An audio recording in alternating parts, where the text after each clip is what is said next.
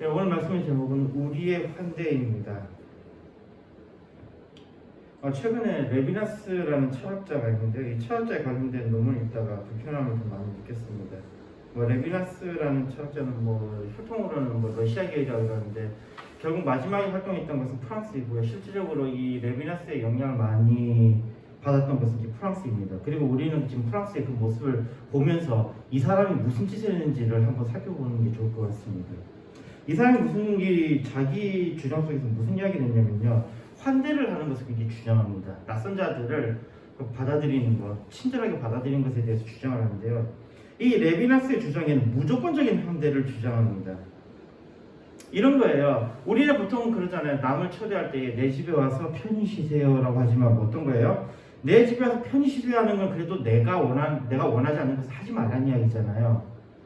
적어도 내 물건을 손대지 말고 내 집에 있는 것들 할 때는 그냥 허락을 받고 쓰고 이런 거잖아요. 근데 이 레비나스의 환대는 이런 게 아니라는 겁니다. 무조건적인 환대라는 거예요. 내 집에 초대했으면은 집에 있는 모든 것들도 마음대로 쓰게 하라는 것입니다. 듣기에는 굉장히 좋은 말 같죠? 굉장히 좋은 말 같은데요. 같이 철학 공부하던 분들과 토론한 건데 이전 정권에서 이슬람에 관한 이슈를 다룬 적이 있었습니다. 저는 개인적으로 이슬람을 극도로 싫어하기 때문에 이슬람인들이 들어오는 것을 반대하는 입장이었습니다. 그 전에 이슬람 난민들 때문에 문제가 좀 많았었잖아요. 그래서 생각하기에는 이 기독교와 이슬람이 같은 선상에 있는 것이 가능한가입니다. 종교의 자유를 우리가 외치고 있지만은 과연 이슬람이라는 이 팀들이 우리랑 같이 있을 수 있는가에 관한 문제입니다. 만약에 종교의 자유를 우리가 주장한다 그러면요, 우리가 지금 이 사회에서 무리를 일으키는 모든 종교를 다 수용해야 할 것입니다. 그럼 우리는 그렇게 하지 않습니다. 어떤 종교에서 살인을 저지르는 종교라는 것에 대해서는 종교 해산 명령도 내릴 수 있고요. 또 종교 집단적으로 굉장히 사회 무리를 일으키는 것, 가장 대표적인 신천지 같은 케이스죠. 사회 무리를 일으키니까 어떻게 했습니까? 거기에 대해 나라에서 제재를 가했잖아요. 그거 외에도 수많은 팀들 있잖아요. 거기에 대해서 나라에서 제재를 가하고 있는 것인데 이슬람에 대해서 이걸 환영해야 된다는 입장이 굉장히 저는 잘 받아들여지지가 않더라고요. 저는 이슬람과 기독교가 같이 있을 수 있는 데는 가능하지 않다고 생각합니다. 그래서 반대합니다. 근데 이슬람 사람들 받아들인 문제에 있어서 많은 같이 공부하던 철학하신 분들이 이슬람에 대해서 적극적으로 옹호하는 거예요. 이게 뭔가 했는데 알고 보니까 사회철학자들이에요. 사회철학 하시는 분들인데 이 사람들이 바로 이 레비나스의 이 사상에 쪄 있더라고요. 이 레비나스의 생각, 우리의 생각을 봅시다. 한국에 들어서 살고 싶으면 한국의 법을 따라야 합니다. 이것은 단순히 우리가 생각할 수 있는 아주 보편적인 이야기입니다. 근데 스스로 똑똑하다고 여기는 사람들 가운데 그들을 있는 그대로 받아들여야 된다고 주장하는 겁니다. 굉장히 나이반 생각이죠. 어떻게 보면 굉장히 어리석은 생각입니다. 근데 자기가 스스로 똑똑하대요. 똑똑한 사람들의 주장은 들어보면 순진한 건지인데 이 사람들이 가장 큰 문제는 이거예요. 인간이 얼마나 악하다라는 것에 대해서는 전혀 생각하지 않는 겁니다. 우리가 왜 다른 나라 사람들, 다른 집단들이 우리에게 들어올 때에 그들을 경계합니까?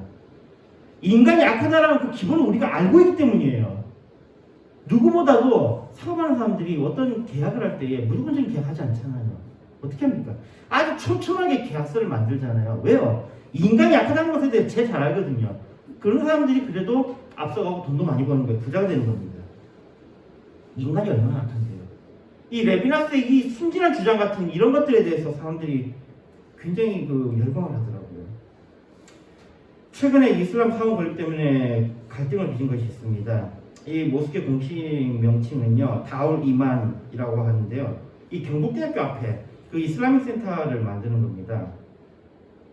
2021년에 대구광역시 북구 대연동의 이슬람 신자들이 모스크를 지으려고 하자 주민들과 개신교계에서 반발하여서 사회적 이슈가 되었습니다.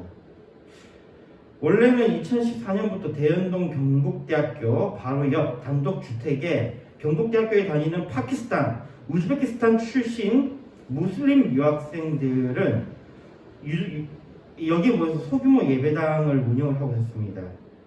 근데 이 사람들 주장이 해당 예배당의 시설이 낙후되고 정기적으로 이용하는 사람들이 점점 늘어나서 150여 명에 이르자 수용하기가 어려웠다고 합니다. 그리고 졸업하고 귀국한 사람들이 있으며 또 신입생들이 그 자리를 채워서 숫자가 거의 비슷하게 유지된다고 하면서 이 이슬람 사원을 지어야 된다고 주장을 한 겁니다. 이 때문에 유학생들은 해당 집과 그 집을 사들인 뒤에는 허물고 그 자리에 건물을 신축하여 모스크를 짓기 시작합니다. 정말 이해가 안 되는 부분이 유학생이 무슨 돈이 있다고 걔네들 주변에 그 비싼 땅 경북대학교 바로 앞에 있는 집들을 사들입니까? 해당 장소를 고른 이유는 건물이 저렴한 데다가 학생들에게 허락된 시간은 제한적이기 때문에 기도할 시간이 충분하지 않고 유학생 대부분이 공대생으로서 해당 장소가 기도를 하고 다시 연구실로 돌아가기에 수월하기 때문이다라고 이야기를 하는데 아닙니다. 비싸요, 지역은. 이 과정에서 주민들과 충돌이 발생했습니다. 주민들이 여기에 대해서 반대했던 이유는요, 물론 주민들도 아주 이기적인 생각으로 반대했습니다. 무엇 때문이냐면 이슬람 상황이 딱 들어서면 그 지역은 어떻게 되겠습니까? 당연히 집값 떨어지겠죠. 그리고 종교시설이 딱 있으면 어떻게 되냐면 그 지역은 재개발 구역이 되기에는 쉽지가 않습니다. 그리고 이슬람 상황이 딱 있는 순간에 뭐가 되는 겁니까? 이슬람 사람들이 뭘 안 먹어요? 고기 안 먹잖아요. 우리가 먹는 고기를 안 먹고 특히 돼지고기를 안 먹잖아요. 그러니까 그로 인해서 상권이 다 바뀌는 거예요. 상권이 다 바뀜으로 인해서 거기 있던 그 상인들도 큰 타격을 받게 되는 거죠. 이게 문제가 됐던 초창기에는요, 한국 사람들은 이들이 풍기는 그 이상한 냄새 있잖아요. 그것 때문에 냄새하고 소음 때문에 싫다고 주장했었으나 뭐 이거는 크게 문제되지 않았다고 하고요. 그 전임 비대위원장이었던 김모 씨는요, 음식 냄새나 소음 때문에 사원 건축을 막으려는 것이 아니다라고 하면서 비대위원 대부분은 무서워서 터전을 지키려고 하는 것이다라고 그렇게 이야기했답니다. 무서워서요. 김 씨는 유럽에서 이슬람을 받아들이고 어떻게 됐냐에 대해서 이야기합니다. 제가 아까 이야기한 바로 그 프랑스 이야기를 하는 겁니다. 이슬람을 무조건 그렇게 받아들여서 어떻게 됐습니까? 걔네들은 지금도 계속해서 테러의 위험에서 벗어나지 못해요. 정말 이상하지 않습니까? 유학생이 그걸 추진했다고 합니다. 2019년 경북대 컴퓨터공학 석사과정에 입학하고 현재 박사과정 갖고 있는 파키스탄 출신의 무아즈 라작이라는 사람이 이걸 추진했는데요. 우리 종교에 의하면 하루 5번 기도를 해야 하는데 기도를 하지 않는 것은 우리에게 큰 죄다. 특별한 장소가 필요한데 이슬람교를 믿는 이들은 이곳에서 함께 기도를 해야 한다라고 하면서 모스크 건립의 필요성을 강조했습니다. 또한 좋은 사람과 나쁜 사람은 어디에도 존재한다. 나쁜 무슬림의 모습만 부각되기 때문에 사람들이 샤리아 율법과 이슬람교를 잘못 이해하고 있는 것이라고 항변합니다. 모스크 포교와 대구 경북권 무슬림 사회의 중심지가 될 거라는 일각의 우려에 대해서 반박했습니다. 샤리아에 대해서 무슬림의 삶 자체이자 생활의 모든 것을 포함한다고 표현합니다. 이게 지금 영향일보 기사에 나왔던 내용입니다. 정말 이상하지 않습니까? 유학생이 무슨 힘으로 저런 거대한 모스크를 만듭니까? 지금 우리나라에 모스크가 몇 개 있어요. 대표적인 게 부산에도 저쪽에 하나 있습니다. 네, 하나 있는데 뭐 큰 문제를 일으키지 않다니 어떠니 하는데 여전히 이슬람은 우리에게 굉장한 위협이 되고 있습니다. 국제화 물결에 많은 외국인들이 한국에 오고 있습니다. 다양한 이유에서 외국인들은 한국에서 활동하고 있습니다. 이들에 대한 한국 사람의 태도는 어떠합니까? 계속해서 이 레비나스 같은 이런 철학자에 찌든 어리석은 자들이 하는 이야기는요, 그들에 대해서 무조건적인 환대를 해야 된다고 주장합니다. 계속해서 그들에게 알맞는 법을 만들려고 합니다. 물론 긍정적인 사람도 있고 부정적인 사람도 있습니다. 물론 우리 입장에서는 함께 해야 한다면 공존의 지혜도 필요해 보입니다. 이거는 뭐 외국인이 한정한 문제가 아니고요. 사실 우리 모두가 이방인이잖아요. 우리 모두가 각 사람들이 이방인이니까요. 우리가 공존하기 위해서는 뭔가 공존에 대한 지혜가 필요할 것입니다. 내가 아닌 타자가 되면요, 이것은 다르기에 우리는 그 다른 것을 뭐라 이야기하면 틀렸다고 이야기합니다. 그건 틀려라고 이야기하죠. 우리말에 다르다는 표현을 틀리다라고 표현하는 것은 우리 원초적인 심리 속에서요, 다름이 우리에게 해를 끼친다는 걸 알고 있기 때문에 그것을 틀렸다라고 규정을 하는 겁니다. 계속 우리는 이 말을 교정하려고 그러거든요. 틀렸다라고 표현하는 것에 대해서 다르다고 표현해야 한다고 계속 그 나라에서는 규정하고 뭐 여러 가지 선동하고 있지만 우리는 여전히 나와 다른 것에 대해서 뭐라 표현하냐면 틀렸다고 표현합니다. 이게 뭐 사람들에게 교육한다고 될 문제가 아닙니다. 스스로 그렇게 느끼고 있기 때문이에요. 사람을 대할 때는 기본적인 태도가 좀 필요합니다. 우리는 이것을 인권이라고 그러죠. 근데 인권이라는 게 사실은 인간이 만든 하나의 허상입니다. 특히 근대에 들어오면서 만들어진 것이 그 이전에는 인권이라는 개념조차 없었습니다. 자, 인권에 대해서 어떻게 보통 정의하냐면요. 인간에게 가는 본질적이고 선천적인 권리로서 인간이 그 자체로서 존엄성을 인정받고 인간답게 살아가는 필요한 권리다라고 표현하고 있습니다. 뭐 말 들으면 굉장히 멋있어 보입니다. 인간답게 살아가는 권리. 그러면서 인권 침해에 대해서 또 이렇게 규정합니다. 합리적인 이유 없이 성별, 종교, 장애, 나이, 사회적 신분, 지역, 국가, 민족, 용모 등 신체 조건, 혼인 여부, 임신 또는 출산 등을 이유로 특정한 사람을 우대, 배제, 구별하는 차별 행위 등 인간으로서의 존엄과 가치, 자유와 권리를 침해하는 행위가 되어 있습니다. 그래서 여기에 대해서 수많은 여러 가지 법들을 만드는데요. 대표적인 케이스 봅시다. 여기 봅시다. 이유로 특정한 사람을 우대, 배제가 있잖아요. 노인들을 왜 우대합니까? 그러면요. 왜 저기 임산부들을 왜 우대합니까? 왜 장애인들을 우대합니까? 인권 침해잖아요. 반대로요. 자기들이 이렇게 규정해놓고 자기들이 인권 침해하고 있어요. 또는 나이 갖고 나이 뭐 젊은 사람 우대. 나이 특히 요즘에 잘 많이 하는 거 있잖아요. 청년들을 위한 여러 가지 정책들이요. 그게 바로 인권 침해예요. 자기들 주장에 따르면요. 그렇게 정의를 해놓고는 자기들 인권 침해를 하고 있다니까요. 그리고 예수 믿는다는 이유로 여러 가지 그 강요하는 거 있잖아요. 있잖아 착함을 강요하는 거 그거 아니잖아요. 인권 침해잖아요. 여전히 남는 의문입니다. 사람은 정말로 차별받지 않아야 됩니까? 종교가 달라서 사람을 죽이는 자들, 살인을 즐기는 자들, 게으른 자들 이런 자들을 우리가 정말 차별하지 말아야 됩니까? 외국인 노동자들 가운데 특히 이 노동자들을 사용하는 사장님들의 이야기를 들어보면요, 제일 진짜 환장하는 게 이슬람 사람들이래요. 정말 이 사람들이 환장하는 게요. 이들이 아까 뭐라고 했습니까? 5차례 기도를 해야 된다고 그랬잖아요. 기도하는 시간이 새벽 5시, 오후 1시, 오후 3시, 오후 6시, 오후 7시 이때 기도하거든요. 시간이 이래요. 근데 보통 기도할 때도 5분에서 10분 정도 하는 게 얘네들의 관련돼. 잘 봐보세요. 새벽 5시 이때 출근합니까? 안 하죠. 오후 1시 걔네들 시간에 따지면 이 시간에는 밥 먹고 TV 자는 시간이에요. 1시 오케이 괜찮아요. 오후 3시 잠깐 나른하니까 쉰다는 의미에서 할 수 있어요. 그 다음에 오후 6시, 7시 그럼 뭔가 퇴근 이후잖아요. 실질적으로 얘네들이 영향받는 거는 언제죠? 기껏 해봐야 1시와 3시예요. 그리고 걔네들 그 상황에 따르면은 이후에 1시와 3시도 크게 영향받는 시간이 아닙니다. 교묘하게 이슬람도 이걸 다 피해 있죠. 나름대로 지네들 일을 시키기 위해서 잘 돼 있잖아요. 그런데 이슬람인들을 고용하면 얘네는 시도 때도 없이 누워가지고 시도 때도 없이 엎드려가지고 기도한다고 이러고 있어요. 사람들 환장하는 거예요. 이거는 악용하는 거죠. 얘네들은 시도 때도 없이 이러고 있어요. 그러니 이슬람 쪽에 이렇게 고용했던 사람들이 정말 얘네랑 같이 못하겠다. 게다가 또 이슬람 사람들 보면요, 굉장히 게을러요. 일도 못하고. 그런데 또 이게 이슬람이 여기로 끝나는 게 아니죠. 이들은 자신의 종교를 강요함을 넘어서 테러를 자행하잖아요. 그러면서도 계속해서 자기들이 주장하죠. 만약에 이슬람인들이 이 나라 이 땅에 와서 살고 싶으면 지네들 종교부터 바꿔야죠. 아니 종교를 바꾸다기보다는 종교가 그렇게 하더라도 어느 정도 타협점을 볼 수 있는 사람들이 여기 들어온 거 아닙니까? 여기에 와서 지네들이 뭔가 이득만을 누리고 자기들이 해야 될 걸 안 하려고 한다 그러면 그냥 여기 올 이유가 없는 거예요. 지금 그게 유럽에서 지금 자행되고 있는 가장 큰 문제인 거예요.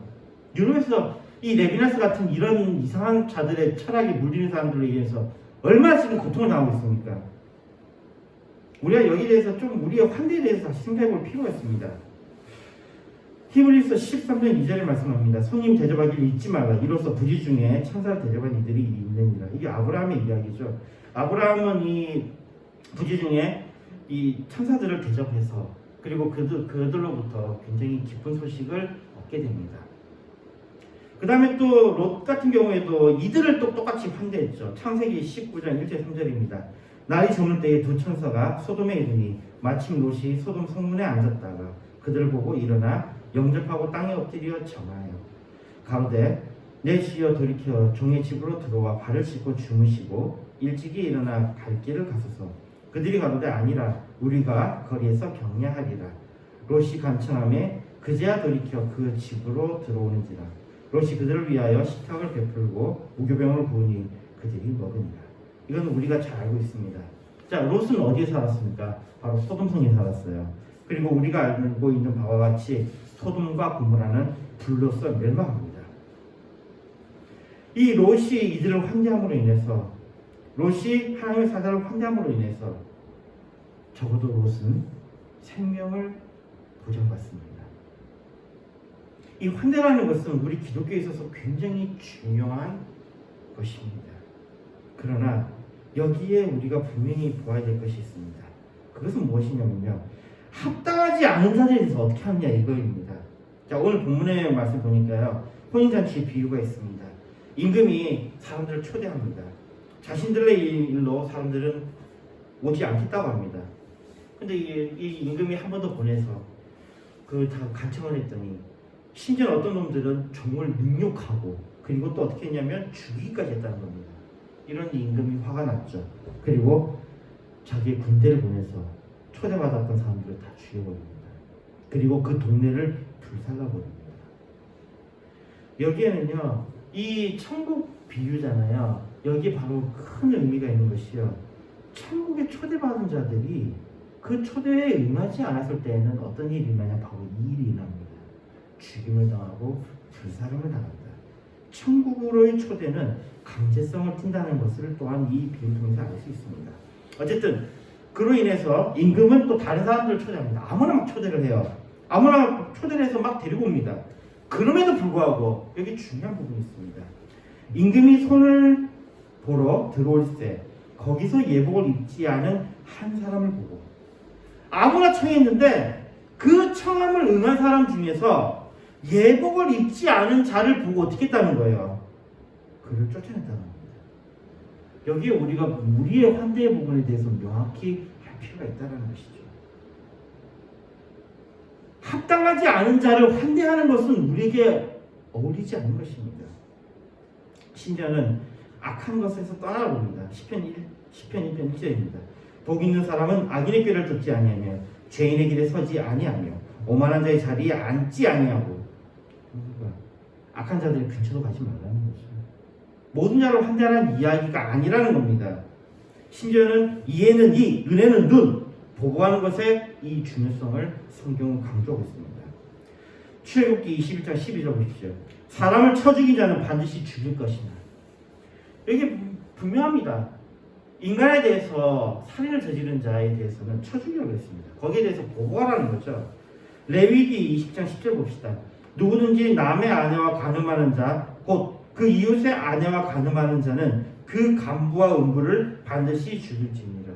여기도 보면 간음하는 자, 이스라엘은 이상하게 이 법을 꼬았죠. 여자만 죽였잖아요. 여자만 도로 쳐죽였잖아요. 근데 여기 뭐라 돼 있죠? 간음한 남자도 같이 쳐 죽이라고 했습니다. 같이요. 여기는 성경에는 분명한 보복이 있습니다. 또 봅시다. 레위기 20장 13절에 보면 누구든지 여인과 교합하듯 남자와 교합하면 둘 다 가증한 일을 행함인즉 반드시 죽일지니 그 피가 자기에게로 돌아갑니다. 이게 지금 현재 우리에게 많이 회자되고 있는 문제죠. 이 이야기를 설교 시간에 언급하는 것조차 금지하려고 하는 법을 통과하려고 했었습니다. 그러나 우리는 이것을 받아들일 수 없습니다. 이게 기독교의 원칙입니다. 우리는 이들과 같이 할 수 없어요. 이들을 환대할 수 없습니다. 이게 우리의 입장입니다. 레위기 20장 27절입니다. 남자나 여자가 신접하거나 박수가 되거든 반드시 죽일지니 곧 돌로 그를 치라. 그 피가 자기에게로 돌아가리라. 우리 지금 현재 문제가 되고 있는 것이 바로 이 무당들 또는 미신에 쩔어 있는 사람들, 무속에 빠져 있는 사람들, 뭐 그럴 수 있습니다. 근데 거기에 더 나아가서 뭐 하는 자요? 신접하는 자요. 신접하는 자. 무속에서 끝나는 게 아니고, 무속을 믿는 것에 끝나는 게 아니라, 그것까지는 우리가 뭐 그럴 수 있어요. 속을 수 있으니까 그럴 수 있어요. 근데 어디까지 가면요? 신접하는 자는 어떻게 하라고요? 죽여버리라고요. 이게 기독교의 입장입니다. 이들과는 같이 할 수 없습니다. 신접한 자와 우리가 같이 할 수가 없어요. 레위기 20장 16절입니다. 여호와 이름을 회방하면 그를 반드시 죽일지니 온 회중이 돌로 그를 치를 것이라. 외국인이든지 본통이든지 여호와의 이름을 해방하면 그를 죽일지니라. 우리 입장 분명합니다. 남의 나라에서 이곳에 와서 우리 기독교가 믿는 하나님과 예수님, 우리가 믿고 있는 이 하나님의 이름을 더럽히는 자, 그를 회방하는 자는 우리가 그들과 함께할 수 없습니다. 우리와 다른 그들을 인정할 이유가 하나도 없는 거예요. 우리는 반드시 그들을 배척해야 됩니다. 우리는 오히려 그렇습니다. 회개하고 돌아온 자에게, 그리고 그들에게는 자비를 베풀고 그렇지 않은 자들에게는 우리는 배교합니다. 한번 보십시오. 요나서 3장 2절을 보면요, 일어나 저 큰 성읍 니느웨로 가서 내가 내게 명한 바를 그들에게 선포하라 하시니라. 이거 우리가 잘 알고 있는 말씀입니다. 요나에게 가서 이스라엘의 이 원수인 나라에 가서 하나님을 선포하라는 것입니다. 그들에게 이방인이죠. 이방인들에게 이 말씀을 선포하라고 합니다. 그런데 어떤 일이 났습니까? 요나서 3장 5절을 보면요, 그 소문이 니느웨 왕에게 들림에 왕이 보좌에서 일어나 조복을 벗고 굵은 배를 입고 제에 앉으니라. 요나가 가서 하나님 말씀을 선포했더니 왕이 회개를 하네요. 요나가 정말 원하지 않았던 일이 일어난 겁니다. 왕이 회개를 하네요. 그것도 이방인의 왕이 회개를 하네요. 근데 여기에 대해서 하나님의 모습 보십시오. 요나서 4장 1절에서 2절 보십시오. 요나가 심히 싫어하고 노하여 여호와께 기도하여 가로되 여호와여, 내가 고국에 있을 때에 이러겠다고 말씀하지 아니하였나이까. 그러므로 내가 빨리 다시스로 도망하였사오니 주께서는 은혜로우시며 자비로우시며 노하기를 더디하시며 인애가 크시사 뜻을 돌이켜 재앙을 내리지 아니하시는 하나님이신 줄을 내가 압니다. 요나가 도망간 이유가 무엇입니까? 그곳에 가서 하나님을 선포했을 때 자기에게 해를 끼침에 대해서 무서워서 도망간 게 아니에요. 요나 도망간 게 뭡니까? 여기 보면 요나가 진짜 대단한 사람인가 봐요. 아니 그렇게 싫은 사람들한테도 말을 전하니까 어떻게 해요? 그들이 회개를 해요. 요나가 진짜 자기를 확실하게 했던 모양이에요. 근데 요나가 하는 일이 뭡니까? 내가 이것 때문에 여기 오기 싫었던 거 아닙니까? 얘네들이 회개하는 게 내 꼬라지 보기 싫어서. 진짜 요나는 뼛속 깊이까지 이들을 미워한 것 같습니다. 그런데 여기에 대해서 하나님의 말씀 우리가 잘 압니다. 하나님께서 어떻게 했다고요? 그 이방인들도 하나님께서 아끼셨다라고 말씀하고 계십니다. 하나님께서는요, 돌아온 자들에 대해서는 환대하십니다. 바로 우리의 환대는 여기 있습니다. 하나님께 돌아온 자에 대해서는 우리는 두 팔 벌려 그들을 맞이할 수 있는 겁니다. 또 우리는 치의 중요성을 살펴보아야 됩니다. 고린도전서 5장 10절에서 13절에 말씀합니다. 이 말은 이 세상에 음행하는 자들이나 탐하는 자들과 토색하는 자들이나 우상 숭배하는 자들을 도무지 사귀지 말라 하는 것이 아니니 만일 그리하려면 세상 밖으로 나가야 할 것이냐. 자, 여기 보니까 재밌는 말씀이 있습니다. 여기 보니까 음행하는 자들, 탐하는 자들, 토색하는 자들, 우상 숭배하는 자들을 어떻게 하라고요? 그들과 같이 어울리는 거 괜찮다라는 이야기예요. 바울이 상당히 흥미로운 이야기하죠. 만약에 우리가 이거를 다 떨쳐버리면 어떻게 된다고요? 세상 밖으로 나가지 말아야 된다는 겁니다. 무슨 이야기입니까? 이 세상은 그런 악으로 가득 차 있다는 거예요. 가득 차 있다는 겁니다. 인정한다는 겁니다. 그러나 그 다음이 중요합니다. 이제 내가 너에게 쓴 것은 만약 어떤 형제라도 일컫는 자가 음행하거나 탐험하거나 우상 숭배를 하거나 후욕하거나 술 취하거나 토색하거든 사귀지도 말고 그런 자와 함께 먹지도 말라 합니다. 외인들을 판단하는데 내게 무슨 상관이 있으리요마는 교종 사람들이여 너희가 판단치 않느냐. 외인들은 하나님이 판단하시니와 이 약한 사람은 너희 중에 내어줬죠. 그러니까 하나님의 이름 안에 있는 자들, 교회 안에 있는 자들에 대해서는 그렇게 하면 안 된다는 거예요. 교회에서 그런 자들 어떻게 하라고요? 내가 쫓아내라고요. 즉 교회 안에서 그러한 악이 있도록 하지 말라는 겁니다. 그런 악이 있도록. 그러면서 굉장히 또 중요한 말씀하시죠. 외인들은 어떻게 한다고요? 하나님이 판단하신다고요. 그 악한 자들은 하나님께서 판단하신대요. 하나님께서 판단하신대요. 그러나 교회 안에 있는 사람들은 어떻게 하라고요? 교회에 있는 사람들이 판단하는 거예요. 교회에 있는 사람들이. 교회에 있는 사람들이 판단을 하고 그리고 외인이 내쫓을 때 그때는 하나님께서 판단하셔야 한다는 겁니다. 그러니 심지어는 교회에서 억울하게 쫓겨난 사람은 또 어떻게 되는 거예요? 하나님께서 판단하시기에 또 오케이예요. 괜찮아요. 이러한 것이 바울이 제안한 방식입니다. 우리는 격렬한 싸움을 하는 것을 보았는데요. 이 격렬한 싸움을 할 때에는 어떤 때가 바로 격렬한 싸움이 일어나냐면 비쌀 때 이것이 일어납니다. 아예 차이가 많이 났을 때는 격렬한 싸움이 일어날 수가 없죠.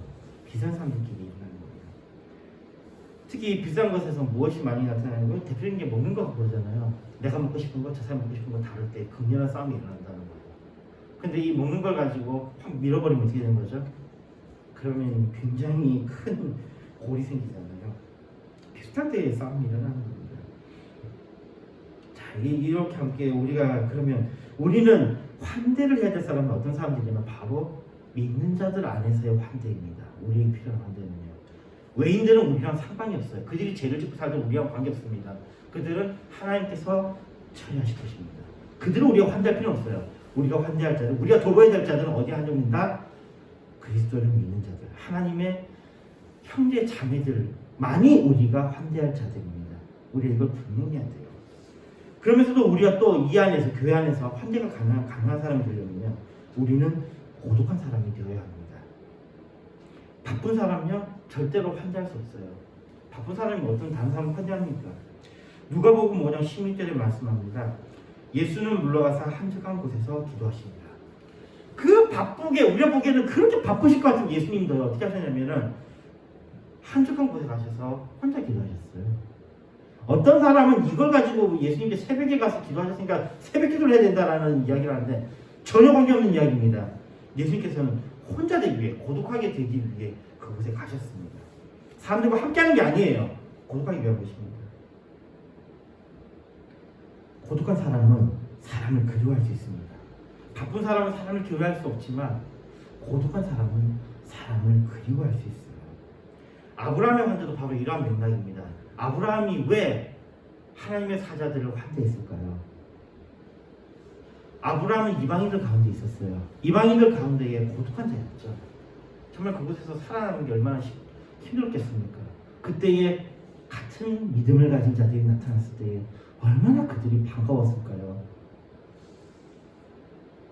그리고 이 삭개오가 환대했던 삭개오가 예수님을 이 대접했던 이 모습을 봤을 때 삭개오는 어땠을까요? 삭개오도 바로 고독한 자였던 거예요. 자기가 다른 사람과 분명히 달랐던 거예요. 자기는요.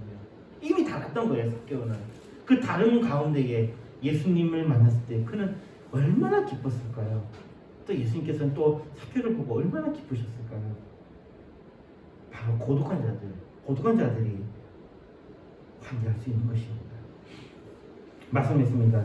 우리는 타인에 대해서 환대해야 합니다. 이것은 하나님의 명령입니다. 그러나 우리가 착각하지 말아야 함은 우리는 죄악을 환대해서는 안 됩니다. 하나님을 거역하는 자들을 환대해서는 안 됩니다. 레비나스와 같은 현대 철학자들이 무조건적 환대를 주장합니다. 그래서 이슬람도 받아들여야 한다고 주장하고 성적 취향으로 차별해서는 안 된다고 주장하고 다른 신을 섬기는 자들을 받아들여야 된다고 주장하고 신접하는 자를 받아들여야 된다고 주장하고 다른 나라에 와서 좋은 것만 취하고 그들이 하고 싶은 것은 즉 돈을 빼앗고 규칙을 어지럽히고 게으를 피우면서 절도를 저지르면서 그런 짓을 하는 사람들에게 그러면서도 자신의 신을 받들어 섬긴다는 자들을 우리가 받아들여야 된다고 주장을 합니다. 그러나 그 결과는 우리가 보고 있습니다. 유럽의 많은 나라들이 저런 정신없는 철학자들의 귀를 기울인 결과 얼마나 큰 대가를 치르고 있습니까? 적어도 우리가 환대하는 것에는 원칙이 있어야 합니다. 우리가 가지는 믿음, 우리가 가지는 법률, 우리가 가진 문화 이것을 존중하고 이것을 따르는 자에 한해서 우리는 환대할 수 있는 것입니다. 이것은 조건적 환대입니다. 우리가 안녕할 수 있는 범위에서의 환대이며 이 조건적 환대는 내가 사랑하는 사람을 지키기 위한 것입니다. 다시 말해 우리 옆에 있는 우리가 정말로 환대해야 할 내 형제, 내 가족, 내 친척 등 소중한 사람들을 환대할 것을 잊지 않음입니다. 잘못된 환대로 인해서 소중한 자들이 피해 입지 않게 하기 위함입니다. 우리가 환대할 자들은 교만한 자, 건방진 자들이 아니라 주님을 믿는 자들입니다. 주님을 믿기로 예정된 자들입니다. 물론 그 사람들이 누구인지는 우리는 알지 못하지만 그 자들은 주님을 믿기로 예정된 자들은 공통점이 있습니다. 환대받기 합당한 자는 바로 겸손한 자들입니다. 예정된 사람조차도 그들은 겸손한 모습으로 나타납니다. 겸손한 자, 온유한 자, 손님으로서 합당한 자들을 우리는 환대해야 합니다. 이와 더불어 우리는 타인에 의해서 혼자가 되는 외로운 자, 환대할 여유가 없는 바쁜 사람이 되지 말고 주님과 같이 스스로 혼자가 되는 고독한 자가 됩시다. 그래서 주님의 귀한 형제, 자매를 환대할 그런 여유 있는 사람이 됩시다. 무엇보다도 우리에게 가장 소중한 주님을 환대할 수 있는 우리가 됩시다. 주님의 계명을 지키는 우리가 되기를 바랍니다. 요한복음 13장 34절에 말씀합니다. 새 계명을 너희에게 주노니 서로 사랑하라. 내가 너희를 사랑한 것 같이 너희도 서로 사랑하라. 그렇습니다. 하나님 오늘 감사합니다. 이 시간 우리 환대에 대해서 생각해 보았습니다. 주님, 환대하지 말아야 될 때를 환대하는 그런 실수를 범하지 않게 해주시며 또 우리가 환대해야 될 자들을 분명히 기억하며 그들에게 주님의 사랑을 전하는 자들 되게 해주시겠습니다. 예수님이 되었습니다.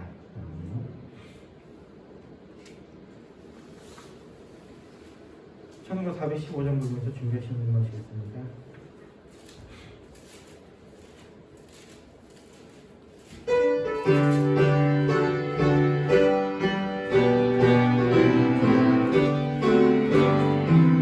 주 없이 살 수 없네 죄인의 그 주여 그 귀한 몸의 피로 날 구속하시니 그 중에 사랑으로 흘리신 보혈이 내 소망 나의 위로 내 영광 됩니다.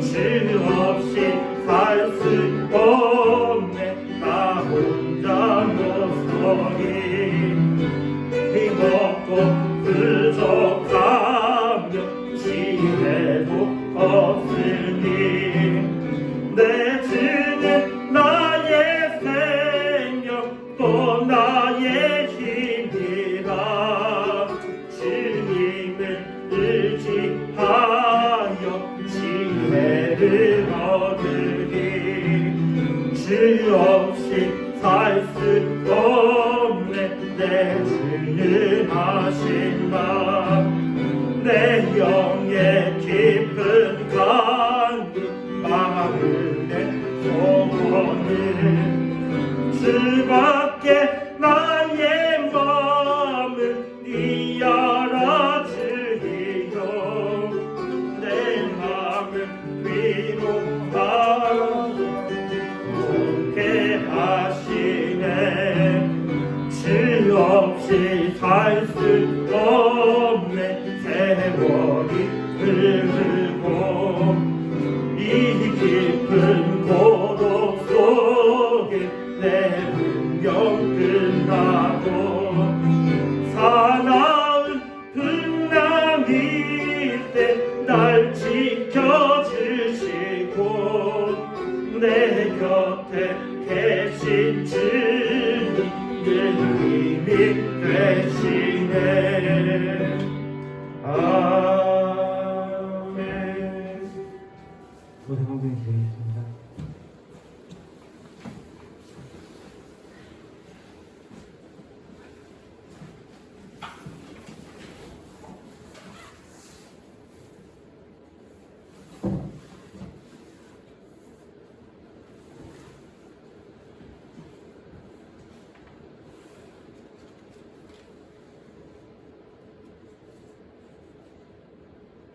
기도하겠습니다.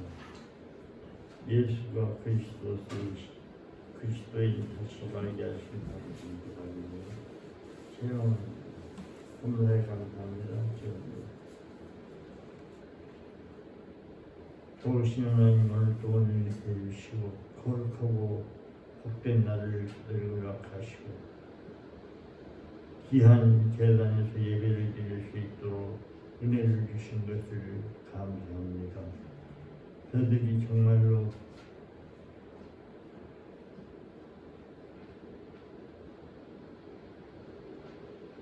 초청받고 예복을 입은 자가 되어서 정말 그 잔치에 참여할 수 있도록 그런 아버지 하나님 믿음의 사람들이 다 되도록 은혜를 입혀 주옵소서. 이 시간에 귀한 예물을 드렸습니다. 감상금을 귀정금을 드린 손길을 우리 하나님 그 손길에 축복해 주시고 형통하며 또한 아버지 하나님 잘 될 수 있도록 주님 영육간에 강건케 하여 주옵소서. 이 예물이시에 있는 것에 하나님의 나라가 확장되게 하시고 사람 살리고 영혼 살릴 수 있도록 주님 귀하게 쓰임받는 예물이 되도록 도와 주옵소서. 아버지 하나님 이 예물을 통해서 우리 하나님이 정말 원하시고 기뻐하시는 일을 할 수 있기를 원합니다. 관리하는 손길들 은혜를 입혀 주시어서 지혜 명철 총명을 더하여 주시어서 손길이 정말 아름다운 손길대로 주여 아름답게 사용되게 주여 그렇게 아버지 하나님 잘 관리하도록 은혜를 입혀 주옵소서. 예수님의 이름으로 기도드리옵나이다. 아멘. 찬송가 1장입니다.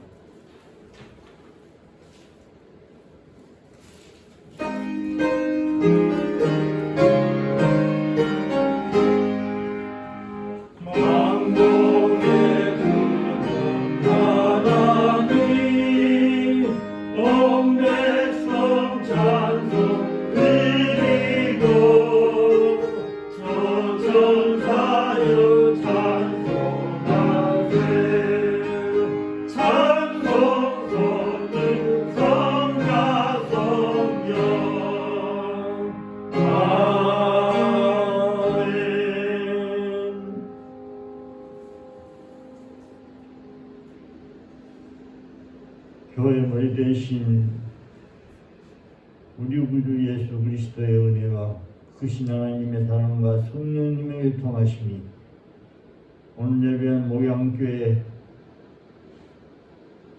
성도들 머리 부회와 가정 부회와 하나님 부회 전 세계 예수를 구주로 믿고 예배드린 자들 머리 부회와 가정 부회와 하나님 부회 앞으로 전도받아서 구원받을 자들 머리 부회와 가정 부회와 하는 일을 이제부터 영원토록 항상 함께 있을지어다. 아멘.